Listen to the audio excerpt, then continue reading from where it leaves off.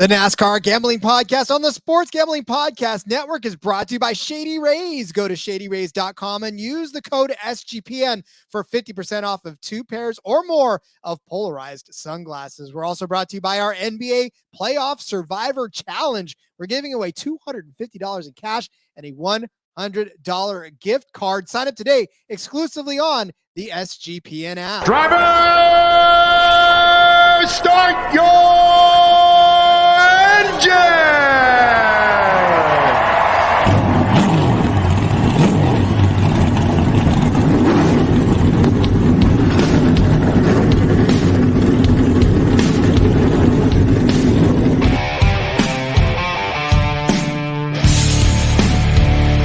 Strap in and pull those belts up tight as the Sports Gambling Podcast Network presents the NASCAR Gambling Podcast. I'll wreck my mom to win a championship. I'll wreck your mom to win a championship. With all the news and the best bets for your NASCAR weekend. It refrains me from not beating the out of you right now because you asked me stupid questions. But since I'm on probation, I suppose that's improper to say as well. If you could talk about racing things, we could talk about racing things. Now, here are your hosts, Rod Villagomez and Cody Zeeb.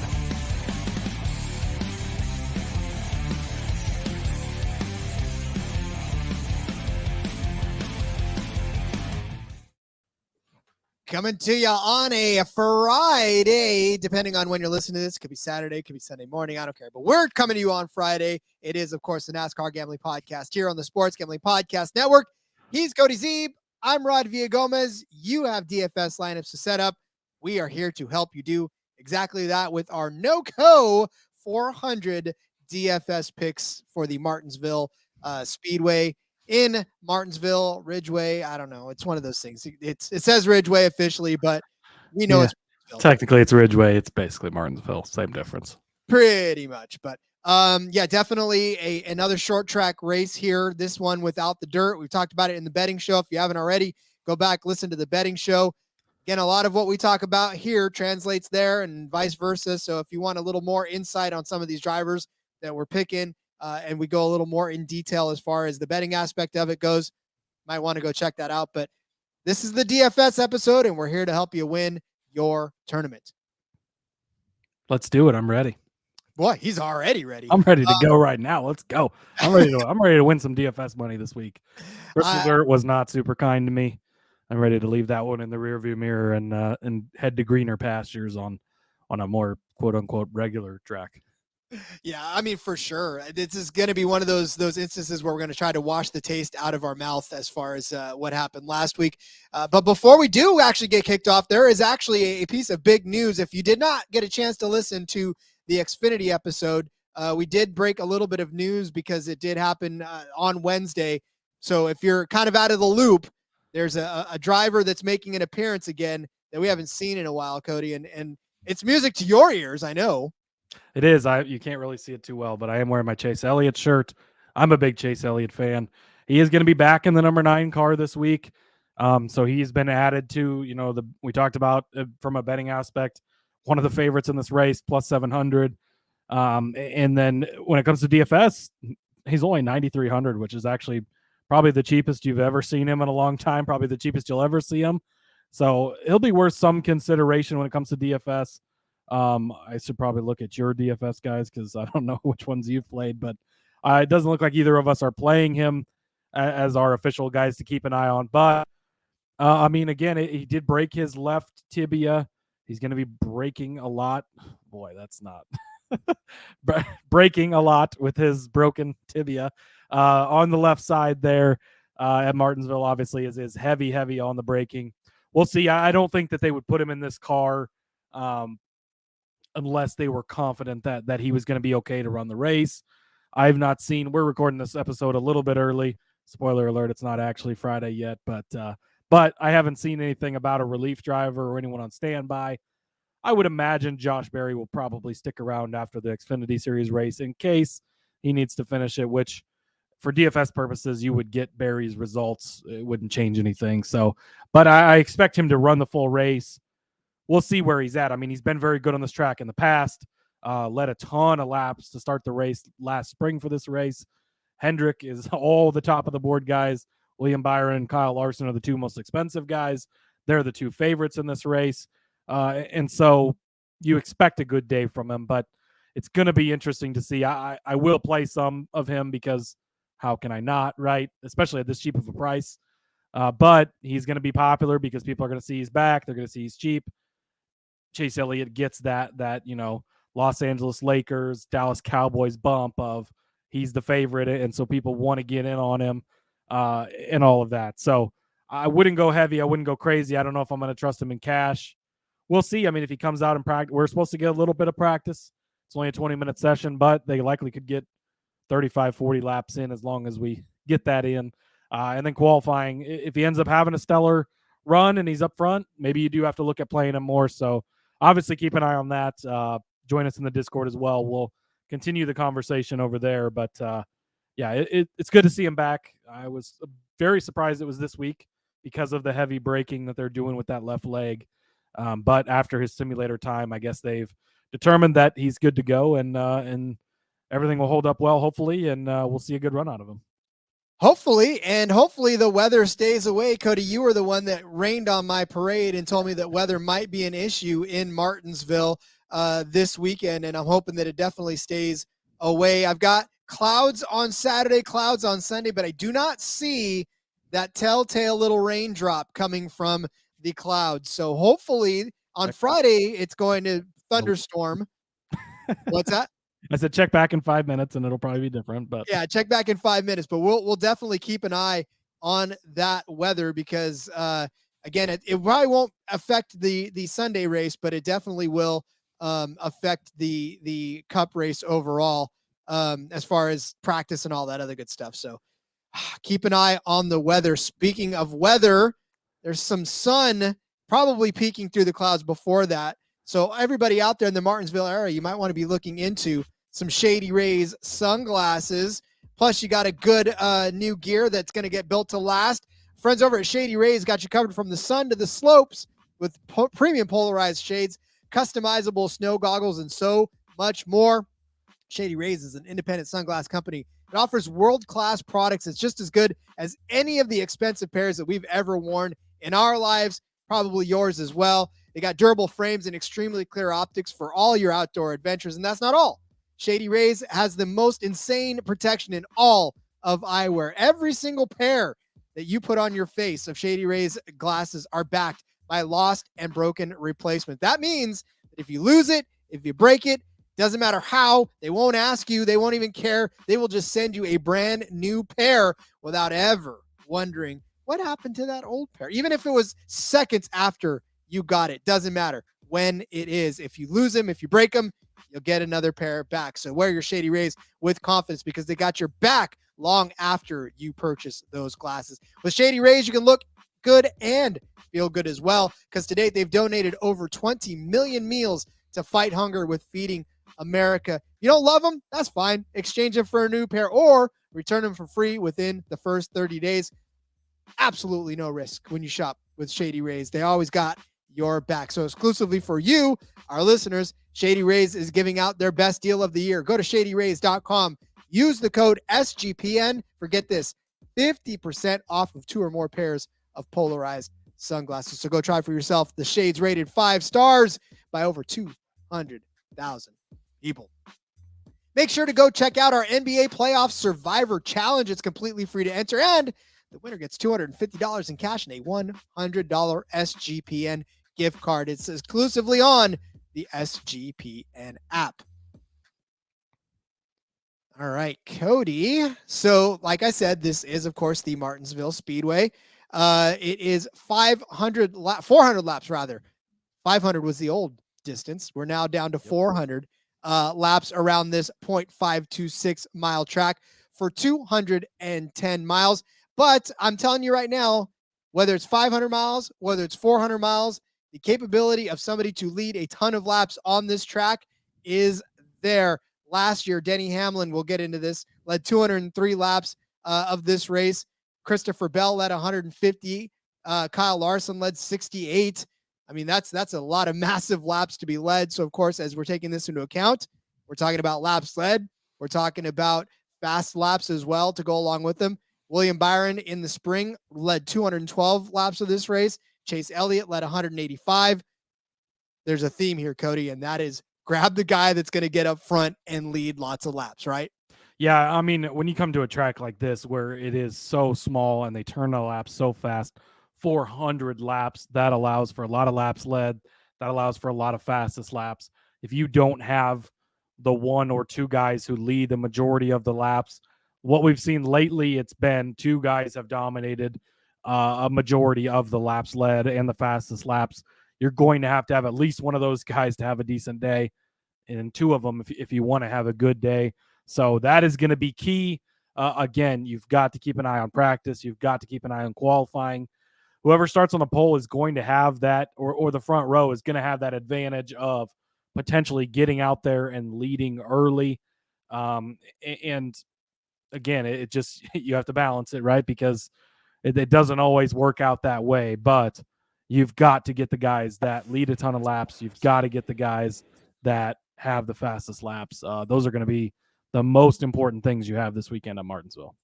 And, as we saw, even in the beginning of this season, it doesn't feel like we've had a lot of people that have led a ton of laps. And even when we thought we saw it, the lap led haven't necessarily been there. But of course, obviously, we've only been to one short track, and that was Bristol Dirt. But we actually did see quite a lot of movement, but we did see a lot of laps led on that, and that was on dirt. So I'm wondering if the short track package, like you said, we may see the wet weather package, depending on whether or not we get anything. I highly doubt we will at this point, but that may play a factor into it. Again, keep an eye on the weather, because if it does come into play, then maybe you do favor more road course guys. Like, maybe that's where Tyler Reddick comes into play. We talked about not being very big on him as far as the race here, but maybe it comes into play if it does come into weather. AJ Allmendinger, Kyle Larson, even a Chase Elliott could all benefit from potential wet weather. So doesn't look like it at this point, but things change. We know how that goes. So keep an eye on it. And again, they won't race in the rain, but they will race on the wet if it comes to that. So something to keep an eye on. I don't think we're going to factor that in too much today, but yeah, again, it's another thing that you have to keep an eye on it. If you want to cash in your DFS, you've got to watch all of these things as the weekend unfolds. Yeah, and pretty much overall roster construction for especially this track in general is it's not a bad idea to get multiple entries into this. I mean, I know there's a lot of people that like to throw one bullet out there and try to win a gigantic tournament, and that's the way they play, and that's fine. I get it. I'm one of those guys too. Sometimes I don't necessarily want to throw a whole lot down on a DFS day, so I'll just pick one lineup that I like and hope to God that it cashes. But in a situation like this, it's okay to kind of mess around with some of these top guys and maybe fit one or two if you can. And then obviously we always give you salary relief so you can pick some of those bottom guys as well. But, by and large, again, the name of the game is who do you think is going to be that person that leads 150 or 200 laps in this race? Because if you do not get that person and you have one lineup or two lineups, and neither one of them have either one of those people, you're battling for trying to get your money back at that point. Yeah, exactly. And I mean, again, there's not a surefire, this should be the guy that does it. I mean, you look at the top of this board, right? William Byron, like we know what he's done this season. We saw him do it last year in this race. He led a ton of laps. Kyle Larson, anywhere that's not a super speedway, he's always a threat to do anything. Christopher Bell's come off of a win. He's a very good short flat track guy. Martin Truex Jr., maybe that's the one guy you avoid just because, but we've seen it, right? He can put together some races. He's had some decent finishes lately. He showed out at the Clash, which is arguably one of the more comparable tracks to this as far as short and flat. It's shorter and they're both very flat, but Denny Hamlin, he's a guy we're going to talk about. Joey Logano, he shows up sometimes. He doesn't show up other times. Kyle Busch, he's a guy I'm big on, could show up. Ryan Blaney, again, could maybe lead a lot of laps before things go wrong. Chase Elliott, Ross Chastain. Like, there is a lot of guys that could be those dominator guys. So you've got to figure out your builds. And again, everybody has their own ways of playing, and whatever way you want to play is good. we're going to highlight the guys, obviously, that we're keeping the biggest eye on going into the weekend based on what we expect from them, what their price is, all of the above. And yeah.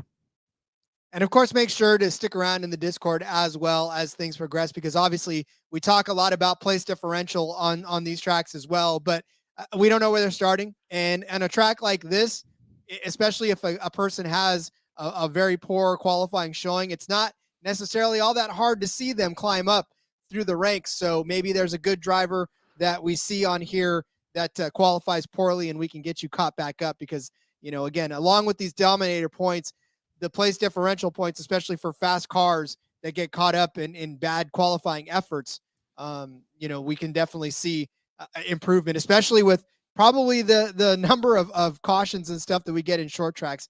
I mean, this season we've seen a lot of short tempers for sure. Yeah. Now listen, that's no joke. I will say that there was only 4 cautions in this race this race last season in the Blue Emu Maximum Pain Relief 400. 4 cautions only for 36 laps, and 2 of those were stage cautions. So again, but the margin of victory was 0.303 seconds, 5 lead changes in this. So even though there weren't a lot of cautions, it was still pretty much packed up. And while there was a lot of laps led, there was still a lot of close racing. Yeah, and I think that we talked about this on the betting episode too, but the first race was kind of more of follow the leader type of stuff. It wasn't as competitive. And then as they figured out the short track stuff with the new car later in the season, we saw the later on Martinsville race. I mean, really the spring race, there was 2 cars. Like Elliott had it early and then Byron had it the rest of the race. And that was pretty much it. There was a few lead changes in there technically, but nothing of note. In the fall, we did have 4 different guys that led at least 50 laps or more. So things were more spread out. It was easier to pass. I will say I'm going to weigh place differential a little less this week, just because I think that obviously it's the dominator stuff at the top is where you're getting most of it, but finishing position I think is going to be important as well. So you want to get guys that are going to get those good solid finishes. Even if a guy like Kevin Harvick starts in the top 10, I know he's going to finish in the top 10. And so I think that there is value in stuff like that. Again, neither of us have Kevin Harvick on our sheet this week, but play Kevin Harvick. That is your free square of every week, except for the one random week where he was priced up at Richmond. And we told you to stay away, and it didn't work out that week anyways. We're back on him again this week, of course. Well, we'll give you some of those plays. We got to take a quick break, and when we do, we'll get back and start heading up our DFS plays for you. But let's tell you about Underdog Fantasy, because we're brought to you by Underdog Fantasy. Underdog Fantasy is a great place to get down on fantasy and player props all year long. Underdog Fantasy has your favorite NBA, NHL, and MLB daily games. Plus, they're already doing best ball drafts for the 2023 NFL season. Head over to UnderdogFantasy.com. Use the promo code SGP for a 100% deposit bonus up to $100. That's UnderdogFantasy.com. Promo code SGPN. All right, so we did talk about the fact that, yes, Kevin Harvick, always the free square. Cannot go wrong with Kevin Harvick. But as we do every week, we will give you a high-priced suggestion, a mid-tier suggestion, and then, of course, a value suggestion to go along with it. Sometimes you can fit all 6 of their drivers into a lineup. I think this week you may be able to as well. It might be difficult, though, because we both picked a couple of 10K drivers to go up there. So, but sometimes you just want to pick and choose and mix and match, and which is highly suggested as well. Yeah, I haven't looked to see if it'll fit yet, but again, we're not giving out the lineups because we don't know all of the practice. We don't know the qualifying. We don't know starting orders, all of the above. My first guy to keep an eye on, though, James Dennis Allen Hamlin. Good old Dennis Allen Hamlin. I'm big on him this week. Again, he called it out on his podcast. He said, this is the week the 11 car gets hot. I am going to ride that confidence. He led 203 laps here in the fall, meaning you needed to have him. Late pit strategy, or late just bad, slow pit stop cost him. He ends up finishing in 5th, was running 4th on the last lap until Ross Chastain watermelon crawled around him, of course. But he finished 3rd here in the spring of 2021. He's got 17 top 5s here, 5 wins. He is, as we talked about on the betting show earlier this week, the active leader in laps led and ninth all time in laps led on this track. He has led 2,000. Gosh, I had this and it just went away. I know it's in one of these tabs, but he has led 2,000. I don't have it. It's over 2,000 laps. I'll come back on that when I find it. But over 2,000 laps, Denny Hamlin has led in his career here. 2,190 to be exact. I knew I had it in here, Rod. But he's obviously knows his way around this track in the front of the field. He has got 5 wins here already in his career. Hasn't won here since 2015, but I think this is the year that he gets off of that. He is a Virginia guy, right? I think that Richmond is more considered his home track, quote unquote, but this is still not too far from where he grew up at. Likes to show up and show out when you're in front of your home crowd. Everybody does. And so Denny Hamlin, and again, he is the 5th highest priced guy on this board. So you're going to have people trying to squeeze in Byron and Larson at the top. Even Bell, maybe some people are crazy enough to go with Truex ahead of him as well. But with Byron at 10,800, Denny is $700 cheaper, help you out when you get a little bit lower down the field. So I really like him for being where he's at and what he's done just in the most recent race here even, and where I think things are going to go forward from here with Denny Hamlin. Yeah, I can't argue on Denny Hamlin. I definitely think that there needs to be at least one, if not several, lineups that you have with Denny Hamlin. It's just that 11 car is a powder keg. I mean, whether or not it goes off this week, it's going to go off. And, I know that when you listen to guys talk, right, and obviously he's now got a platform in which he can actually get out his thoughts. It gives you a whole different level of understanding as to what's going on in that guy's head when he gets in the car. He's driving a little more pissed off lately. He's got a lot of things that he's battling. Honestly, I don't know how much longer he can drive under the stress as far as, does he retire soon just to concentrate on being an owner? I don't know, whatever. But for this week alone, I definitely agree with you on Denny Hamlin. I just feel like this is going to be a race where you have to have pieces of him somewhere to make this right. And we talked about him on the betting show too. And I agree with you that this is a good Denny Hamlin week. But I am one of the guys trying to cram William Byron into my lineup. He is averaging 39.2 fantasy points per race this season. Obviously, the dude is the class of the field with his 2 wins this season. Now, look, it's true that he's fallen on hard times and that he has definitely, ever since his 2 wins, struggled to find any sort of consistency. But I think we talked a little bit about it, especially in the betting show, where Hendrick has served their penalties. Hendrick has accepted their fate. They're done fighting. That cloud is not over them as much as it was anymore. So maybe now they can just drive with clearer heads. Again, after a 24th place finish at Richmond, a 13th place finish on Bristol Dirt, not necessarily fantastic days. But here's the thing about William Byron. He's led 385 laps total this season, 176 in Vegas, 117 in Richmond, just been able to dominate races. Again, the last couple of weeks, the finishes haven't been there, but William Byron definitely has been putting on shows all season long. The last 4 races for him here, a 4th place finish in the spring of 2021, a 5th place finish in the spring of fall of 2021 rather. He won this race last spring, and a 7th place finish in the fall. 221 total laps led, 212 of those were in the spring race here last season. Again, he's just one of the hottest drivers on the circuit right now, and he's cooled off. Maybe he'll stay cooled off, or maybe this is a track in which he'll come and really do great things on once more and kind of reassert himself as that driver to beat. So he's at 10-3 or 10-8 rather. He is the most expensive driver out there, but I think, again, it's for good cause. And I think that there needs to be at least 1 or 2 lineups in which William Byron is plastered right there at the top, just because if he does go out, if he does lead 200 laps, you don't want to be without him. He's capable of doing it. And if you're missing him on your especially your GPP lineups, well, your cash lineups too, for that matter, you're just out of it. Yeah, I mean he's a must play this weekend. You're gonna have to find ways to work in William Byron. You hit all the points on the head. I mean, even though he had a quote unquote bad day in Richmond, he still led 117 laps.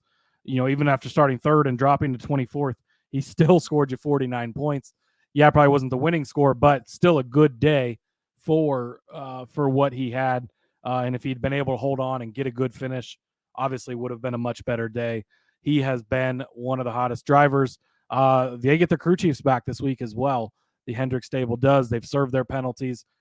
So he'll have his normal crew chief back. Rudy Fugel, who he has had a lot of success with over the years. And again, yeah, he struggled a little bit the last few weeks, but we've been on some different track types, been without Rudy Fugel as well. So maybe there is something to that. William Byron, though, he is a favorite for a reason. He's at the top of this price board here for a reason. So yeah, cannot fault you at all for playing William Byron. Telling you, hey, listen, I got to ask you something before we go to break without looking. Oh boy. Who is leading the I guess circuit in fantasy points per race this season? Oof. I mean, I'm guessing William Byron, the way you teed it up. You'd be wrong, my friend. Ooh, Kevin Harvick, Alex Bowman. No, it is young Martin Truex Jr. Oh my god, no at way. 42.4 fantasy points per race. He is the top of the charts in the last few races. He had 58, 56, 34, 38. Yes, he is leading the entire field in fantasy points per race. So I probably would have had 35 guesses before I got to Martin Truex. No, absolutely you would have. That's why I had to do that for you, because say what you will about Truex, he's at $10,300. I don't know that I'd be mad if you played him. Obviously, percentages tell you that he's been the best driver out there. So there you go. Look, you even have to work in some Martin Truex into your lineups. I still don't fully trust him enough to cash game him, but maybe others don't as well, and maybe he won't be a popular play, and maybe he's the secret weapon. You never know. I mean, I don't know if I'd go that far. I just wanted to point that out before we completely. That is, yeah, I had not noticed that. That is surprising, but hey, numbers don't lie, I guess. Numbers do not lie. All right, speaking of numbers, we'll give you some lower numbers on drivers when we come back from our break and give you some mid-tier drivers. But let's tell you folks out there who are watching us, all of you, I want to say to you, thank you for watching this YouTube channel.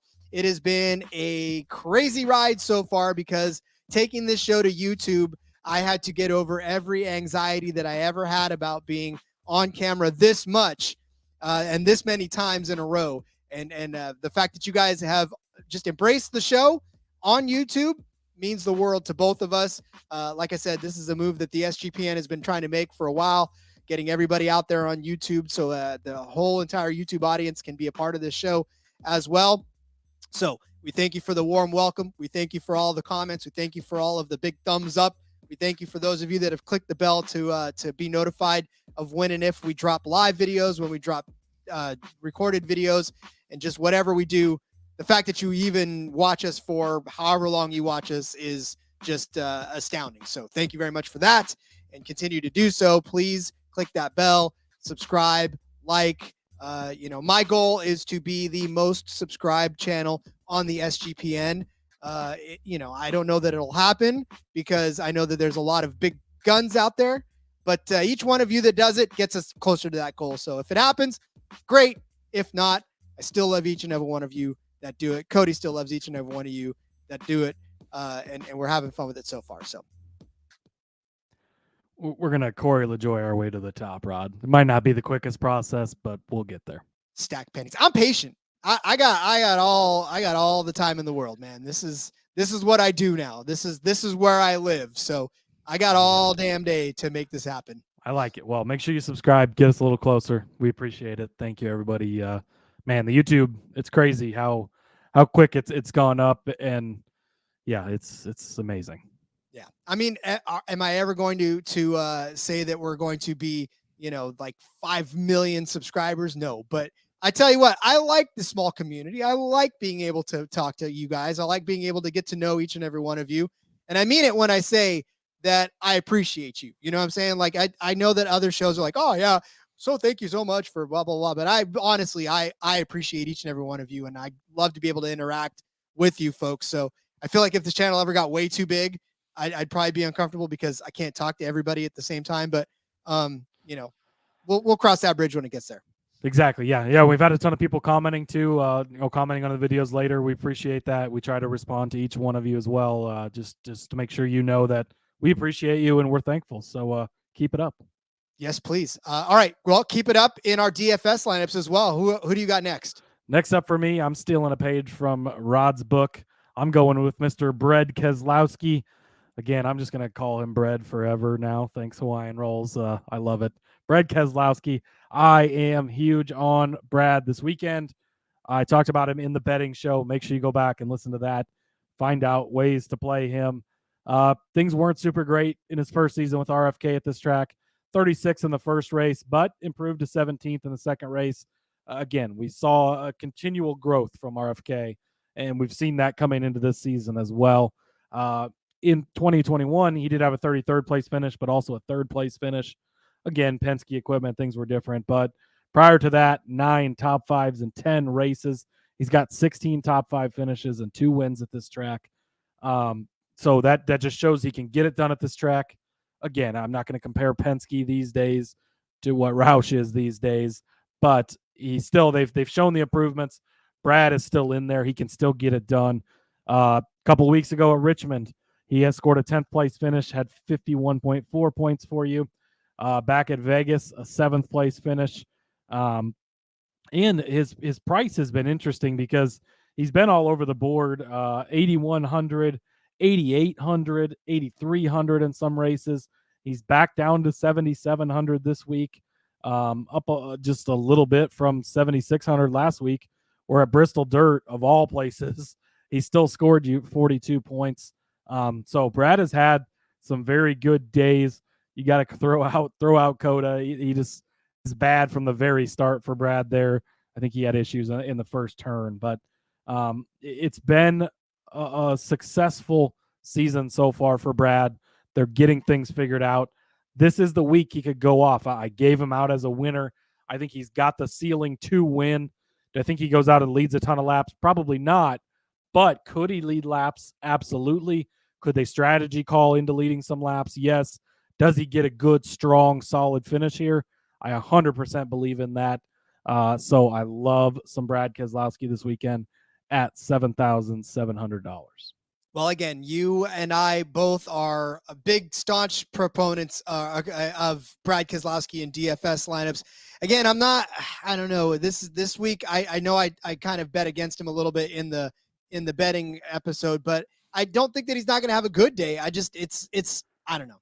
I just feel like as good as we think that they are, like every time I get excited about Brad, it just seems to disappoint me just a little bit. I mean, I'm not like completely out on him, but if he doesn't get his first win this weekend, Rod, he is winning at Talladega. You can write that down right now. We'll revisit a Talladega week. Brad Keselowski will be in victory lane at Talladega. And he has to surrender the name Bread, the nickname Bread. I will say though, I love those pretzel buns from the Hawaii. Dude, I love everything from Hawaiian Rolls. Those things are like freaking crack. We buy a bag of those and they last like half a day in our house because between my daughter and myself mostly, they're disappear. How do they make bread taste so good? I don't understand. But Hawaii. Shout out to Hawaiian Rolls. Yeah. Whatever they do, whatever they're adding into it, it makes it taste good. Hey, I bought 3 boxes of rolls for Easter thinking that I was going to be able to bring some home. Oh, that was a horrible choice. Yeah. There's no way. Yeah. Those do not last. There's no leftovers on the rolls if I'm around for sure. Yeah, I was pissed. I was like, fine, I'll just go buy my own. That's the glory of it. Yeah, you got to buy your own bag and then hide it so that you can enjoy them. Yeah, well, luckily I was able to save some money like you will on my next driver, and that is Alex Bowman at $8,200. The thing about Alex Bowman is this. Disrespect, Rod. Disrespect. God, disrespect. Like you always say, the disrespect on Alex Bowman, $8,200. What a gigantic discount for a guy who's 6 top 10 finishes in 8 starts on the season, 3 top 5s And really, again, has just been one of the more consistent drivers this season. Had a rough time on Bristol dirt, and it's well documented his bad luck on there. But up until then, Daytona he finished 5th, Fontana 8th, Vegas 3rd, Phoenix he started 18th, finished 9th, Atlanta 14th, Austin 3rd, Richmond 8th. Of course, like I said, Bristol dirt, bad showing there.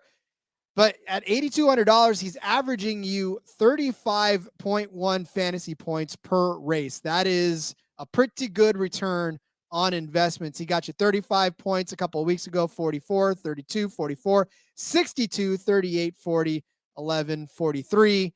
Again, all fantastic numbers for Alex Bowman on this track. Believe it or not, he's only made 3 starts on this track in the 48 car. Remember last season, he had to sit it out the fall races. Noah Gragson had to fill in for him when Alex Bowman couldn't take the track. So that was Noah Gragson's start in the 48. But what has he done on Martinsville in the 48 car rather? Well, he crashed out in the first race. He started 20th and crashed out 34th. But he came back the next week. He won the damn thing. Started 13th and won in the fall of 2021. Came back in the spring of last season. Started 15th, finished 12th. Again, a good solid finishing position, which is what you're after at 8,300. You want that finishing position. Plus, he got you a little extra in the place differential, a couple of points from 3 places differential. But again, I mean, this is Alex Bowman this year. Alex Bowman last year was not necessarily all that to write home about. But this season, he's actually been so much more consistent, and I feel like he's the overlooked of the 4 Hendrick drivers for sure right now, right? I mean, obviously with Chase coming back. Overlooked is an understatement. Let's look at the odds, Rod. Chase Elliott has moved to the favorite to win this race at plus 650. Co-tied with William Byron, plus 650. Kyle Larson, plus 700. Those are the top 3 names on the board. Hendrick Motorsports, Hendrick Motorsports, Hendrick Motorsports. Barstool has dropped him to 28-1 after the news of Chase Elliott coming back. Apparently that dings Bowman down somehow. That is disrespectful. Again, I put it in the Discord, but that's an official play for me. Bet on Alex Bowman at 28-1.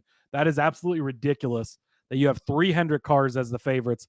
And then Bowman, who's been the most consistent of the season, he's not led the most laps. He's not been up front the most. That obviously goes to Byron and to Larson, and then Elliott obviously has missed 6 races. But Bowman has been consistent, was the only driver through the first 4 or 5 races to finish in the top 10 every week. He's been good. It's absolutely crazy that he is so far down on the odds board, so far down in price in DFS here. It makes no sense to me at all. And this is for us to jump on. And really, again, this is one of those guys where they're going to, you're going to look down the list at $8,200. It's going to get swallowed up by names like Kyle Busch. It's going to get swallowed up like these other guys that are in and around his salary range. And, you're just going to be like, oh, well, okay, I could either play Bowman, or I could play Harvick, or I could play Briscoe, or, and you just may kind of go around and try to figure out a way to play somebody other than him. Even a guy like Daniel Suarez. But, I put a lot of faith in Bowman's ability to be able to finish well on this track, given that he won on this track already. Maybe that the Bristol dirt race left a sour taste in some people's mouths, and they're off of them in GPPs. And this is where you get to pounce on it. Yeah, absolutely. Yeah. And I mean, again, another guy, and this is something I've been doing more, is looking through salary history. Like, he's only 8,200 this week. His salary for the last few weeks, 85, 92, 86, 91, 86, 85. Like, he hasn't been this cheap since the Daytona 500. And again, yes, there's been a couple of races. Well, really, one race in here where he struggled. It was last week where he only scored 1 point. But other than that, he's given you solid performances every time, including the 62 points he had at I think that was Auto Club. But it blows my mind. And the disrespect for him being 28-1, I don't understand any of the hate for Alex Bowman. I get it. Of the Hendrick lineup, he's clearly the 4th guy right now, but he's not that far the 4th guy. Yes, indeed. So I love him at $8,200, and I think you should too. So All right. We're going to step away again, and when we come back, we will give you some of our value drivers to round out your slate, hopefully to fit some of these higher price folks in. So we'll do that when we come back after a word from one of my favorite shows on the network. Hey, everybody. If you play fantasy football, especially in auction leagues, or you're a whiskey fan. Yes, exactly. Check out the Sports Gambling Podcast Fantasy Football Channel show, Old Fashioned Football. Coming to you every Tuesday morning, give us a listen. We'll bring you the latest fantasy football data, including The injury report, studs and duds, waiver wire targets, and suggested fab. market movers. After all, we are the Marks. He is my hubby. And she's J Mark's wifey. And we're bringing all this to you while drinking an old fashioned and giving you our honest review of a different whiskey every week. All that and more. Hop on over, give us a listen, come for the football, stay for the whiskey. This ad's almost done. Going once, going twice. Sold. There are sets of voices sometimes that just bring joy to your heart. I don't know what it is, but every time I play that promo for those guys, like I feel energized again. And I love that couple. Two of my favorite people in the entire world outside of you and of course my family. But God, I love them so much. I love their show. Love the fact that they had XFL analysis and play-by-play announcer, or actually he's color commentator, Sam Alcho on the other day. Another guy that's just a big ball of positivity. And, they talked about his book. They talked about all kinds of things, his love for the Bears, and love that show. Yeah, if you can look past the fact that they're Iowa Hawkeye fans, which is hard to do, it is a great show. They're wonderful people. I love them. They do a good job. They work so well together. And yeah, that was an amazing interview. Definitely go check that out. They've got their own feed now, Old Fashioned Football. Type that into your favorite podcast feed, and you'll find them, and you won't regret it. You will not. Speaking of things you won't regret, that's funny. I love that you just put that in there. We got value drivers for you. Yes, taking a page out of the Corey LaJoy book. He always calls him Tyrone Gibbs. So in the doc I wrote, Tyrone Gibbs, 6,900, nice, because of course that is nice. Ty Gibbs checks in at the very nice price of 6,900. Again, not to beat a dead horse, but a guy that I just cannot stop playing. If things are working, there's no reason to vary from them, right? He has been consistent. He's got 4 top 10 finishes in a row on a super speedway, on a road course, on a shorter track oval, on a dirt race. It doesn't matter. He's been good everywhere lately. And really this whole season, he's had some very solid days. So Ty Gibbs did make his first start here in the Cup Series in the fall. He finished in 19th place, which a solid day for him, still being, his first time in the Cup Series. We talked about that on the betting episodes, how it's hard to translate from the other series into the Cup Series on this type of track with everything being so different. The braking package is different. The shifting is completely different from the Xfinity cars. A lot of stuff doesn't translate, although he does have a good history here in the Xfinity Series as well. Won the race in the fall, 8th place in the spring. In his third career start back in 2021, he finished in 4th. In the last 4 races, though, he has finished, like I said, in the top 10, and each of them he has finished well, much better than where he started. So you go back 4 races ago, starts in 35th, finishes 9th. The next week at Coda, it was 17th to 9th, 14th to 9th at Richmond, 23rd to 10th last week at the Bristol Dirt. So he's been qualifying so-so, but, and some of those were set by the metric as well, so not necessarily his fault, but he has been getting the results. And again, he is just doing a good job of staying out of trouble. They're not talking about him on the broadcast, which is the best thing for a rookie. He is not getting in trouble, staying out of the way, and just cranking away at those good, solid finishes. Again, you want to talk about the favorites board like we did with Hendrick. Well, let's take a look at those guys. Once you get past those 3 Hendrick cars, tied with Kyle Larson at 700 is Denny Hamlin, and then tied with him as well as Martin Truex at 700, and tied with them as well as Christopher Bell at 700. The next 3 cars are all 3 Joe Gibbs cars. So it's 3 Hendrick cars, 3 Joe Gibbs cars. Again, yes, Ty is the 4th of the Gibbs cars currently, but he's not that far off. Again, sort of like an Alex Bowman, maybe not quite to the level just yet, but he's getting those solid finishes. And again, you're dipping all the way down to 6,900 here. And again, I wrote this in my article this week, but you're going to look back in 5 years and you're going to say, can you believe the days we got Ty Gibbs at 6,900? He is going to be at the top of the board every week. He's going to be a contender to win each and every week, like his teammates are, like these Hendrick guys are. The talent is there, and we're starting to see it. And once he breaks through, kiss these cheap prices goodbye. Take advantage of it now while you can. I didn't think so before the season. I think that Ty Gibbs wins a race this year, Rod. That was hard for me to say, but I'm getting to the point where I'm starting to believe I'm going to be betting on him to win races in the very near future. Take advantage while it's cheap. And again, he's just been so consistent lately that I absolutely love it. Yeah, and you just can't refute the numbers and the top 10 finishes, the way he's been able to pick this up quickly.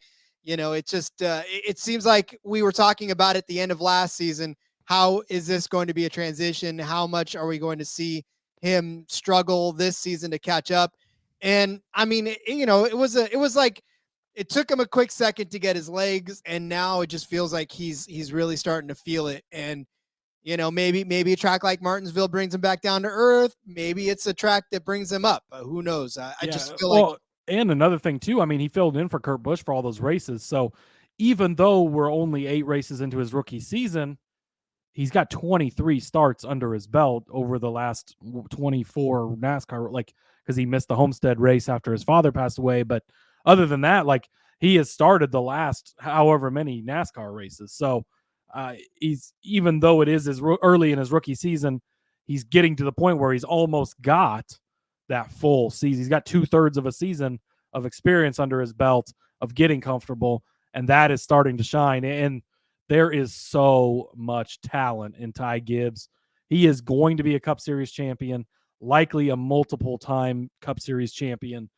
He's going to be a great driver, and you're starting to just see, right? It's starting to surface a little bit, and once it does, there's going to be no mistaking it. Yeah, you can't give a guy like him any sort of confidence whatsoever, because look out. The rest of the field needs to look out. Absolutely. All right, we talked about a little bit about the fact that Cody Ware obviously not going to be in that 51 this week. Zane Smith will be in this. He is listed at $5,800 on this. I'm willing to take a stab on Zane Smith at this cheap of a price. I mean, I know that we always talk about, Cody Ware always being down at this price and not wanting him, but you look at the guys around him. I really toyed with the idea of Ricky Stenhouse, but then I was like, wait a minute. I mean, obviously the last couple of weeks have been something for Ricky Stenhouse. It's been 58 points at the Food City Dirt Race. He finished 4th in that calamity, but that was, a good pit strategy and a lot of luck in that department. But in Richmond, he had minus 21 points, 48 at Coda, not bad there, 40 at Atlanta. So, I mean, again, he's had some solid finishes, but I think his luck's about to run out. I'm not game on that. Then you got Burton, Gilliland, Gragson. Gragson, poor guy. He has not been having a Gibbs type of a season in that Legacy Motorsports. Then, of course, you got Ty Dillon, who Cody won't touch with a 10-foot pole. LaJoy, not on this track. Yaley, Alfredo. So I'm willing to take a stab at Zane Smith at $5,800. In the 2 races that he's had here, he hasn't lost 2 points. And we talk a lot about the fact that sometimes you want these backmarker guys to just not lose you points. He got you 13 points in the first race that he was in this season, and 37 points even in Daytona when he was racing in Daytona. Now, Cody's going to tell me this is a Rick Ware car. I understand. But sometimes drivers can transcend the equipment that they're in, and I feel like Zane Smith is one of those guys that can probably drive this car a little bit better than most. In the 2 races that he's been in, though, in the series, like I said, at Daytona, he finished 13th. At Phoenix, he finished 31st, but he also started 34th in that and 17th in that. So he hasn't lost places, and he hasn't necessarily gotten you negative points. In the Truck Series, he has been fantastic on Martinsville in 3 races that he's put up. 3rd place in 2020 in the first race, or the final race of 2020. He won in the 2020 run race, and then he came in 9th after starting on the pole in the 2022 race. So he knows how to get around this track. Just again, the thing for him is to be able to keep himself clean, and if he starts in the 30s, at least find his way up into the 20s, or at the very least get some couple of fast laps being back there, maybe on new tires or whatever. Maybe they strategy his way into a good solid 20th place finish from a 31st place start. I don't know. Whatever it is, I just want Zane Smith to do good, and I'm willing to take a gamble on him, especially in tournaments where I'm trying to find a way to be different from some of these chalky plays at 5,800. Yeah, absolutely. I mean, you're getting down to the bottom of the barrel. I was afraid you were going to go with Harrison Burton, so luckily we dodged a bullet there. Rod only brought him up once this week. Yes, saved the rest of you, thankfully. But no, he's not a bad play at all. He is going to be much better than Cody Ware was in this equipment. Zane Smith, we know what kind of a driver he is. There are a lot of limitations on a Rick Ware type of car. There's only so much he can do in it, but I think he can have a solid day. We saw him have an extremely good day last season when he was, a late last second start. Brad Keselowski, I think he had tested positive for COVID, was it? He jumped in that 6 car on short notice, first career start in the Cup Series, first career start in the next gen car, had a great day. I will say it is going to be his first Cup Series start at Martinsville, which I haven't talked highly about, but for where you're getting him and for the price he's at and what you're expecting from him, you're not expecting much. And I think that we're going to talk probably a lot about him when we get into the Truck Series stuff. And so I do think that again, for some of these guys that he's around, Harrison Burton, no thanks. Noah Gragson, no thanks. Ty Dillon, absolutely never, no. JJ Yaley, absolutely not. Anthony Alfredo, no thanks. Guys like Gilliland, you can make a case for. Guys like Stenhouse, but then you're starting to get more expensive. So really on the cheap side, he is one of the guys I would much rather. I'll at least consider him, or some of these other guys I'm going to save at the top because I don't even want to play a Ty Dillon or a JJ Yale type of driver. Yeah, and like I said, I mean, all I really want him to do is to not wreck. Like, I want him to be able to not lose me any points, to get me a decent enough finishing position to where it returns at least 4 to 5 times on what I paid for him, because ultimately I feel like that could lift up your what you're paying for him, lift up that lineup for you. So that's all I want out of him. And another thing too is hopefully the way that he is approaching this opportunity is he's not racing too hard. He's not trying to push things too hard. That shouldn't be, in my opinion, what this time in this Rick Ware car, however many weeks it may be, or whether he runs most of the season other than the races he's in the front row. I don't know that they've announced plans for if he's going to be in this ride for a while. We don't know where the Cody Ware situation is or where it's going necessarily. So we'll have to see. But from my side, at my point of view, this is the perfect opportunity for him to focus, run good laps, hit your marks each lap, just run a clean, solid race. And sometimes that might be better than a guy that's trying to push it too much or taking chances he shouldn't take. And so I think that can give you a solid day from Zane Smith by him just going out there, running his own race, not worrying about anybody else, and just having a nice solid day for you. And he'll benefit from a Friday night truck race on this as well. Not that it translates to the car very much, but look, we've all been on roads that we've been on several times before, right? And he's going to have several laps, 150 of them in the truck race to just see the sights of the Martinsville Speedway. Maybe that'll calm him down a little bit in the Cup car to be able to go run out a clean race on Sunday as well. All right, get your pen and paper out. We're going to go over these DFS suggestions for you for your card for the NOCO 400 at Martinsville. Cody started you out with Denny Hamlin at $10,100. I gave you the most expensive guy, William Byron, at $10,800. Cody gave you Brad Keselowski at $7,700. I gave you Alex Bowman at $8,200. Cody Zeeb gave you Tyrone Gibbs at $6,900. Nice, and I gave you Zane Smith at $5,800. So, again, hopefully you can find what you need out of those suggestions. Hopefully you can mix and match to your heart's content, and put Harrison Burton in there for just good measure. I'll tell you, it's fine. You guys can laugh, but at $5,700, if you want a different play, that's probably going to be a lot different. It's different. It'll be different for everybody. So laugh it up, Fuzzball. He wasn't my official guy, but I will throw him in there at $5,700. Rod's going to have a hell of a day on Monday if he scores that top 10 finish for you. I'll victory lap the hell out of I will celebrate right here with you and laugh at myself. I love it. All right, Cody. Well, let's wrap this up, man, for the week, everybody. This is the last episode of the week, but we've had so much fun breaking down Martinsville for you guys. Hopefully you're consuming this as necessary and you got what you need out of all week long. We'll be back again on Monday to recap everything. Unfortunately, no live show again this week. I will be out of town most of Sunday. In fact, I probably won't even be home until like midnight. So it'll be a long day for me. But we'll be back on Monday, fired up, ready to recap a Martinsville weekend. But in the meantime, Cody, leave everybody where they can find you in the meantime between now and race time.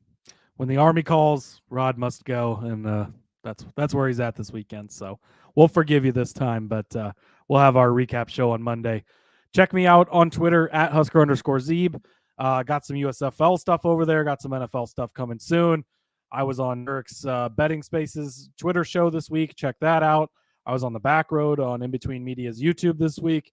It has been a busy week full of a lot of shows. I've had a lot of fun. I'm super excited to go win some money at Martinsville. Friday night truck racing coming up here soon. I love it. Cannot wait. Going to be a fun weekend, Rod. And let's go racing. Let's win some money. Yes, sir. You could tell though that it's getting close because I had to cut my hair. That was those of you on YouTube probably wonder where my hair went. Well, I think I've clean shaved about twice since I got out, Rod. It's so nice. Hey, listen, I got my retirement papers this week, I'm getting closer. You're getting there, buddy. Good. You've almost outlasted them. I was going to say, former military members know exactly how that feels to get those papers. So it's close. Anyways, before I retire from anything, I'm still with you. Find me on Twitter at RJ Villagomez. Link in the bio to everything I got going on, whether it's here, whether it is in between media. Cody's filling in for me, but of course, I'm on there every other week as well. So we'll have some fun. Let's have some fun weekend. Short track racing, bumping, banging, angry. Folks, it's just going to be a lot of fun. So until then, let's go racing and let it ride.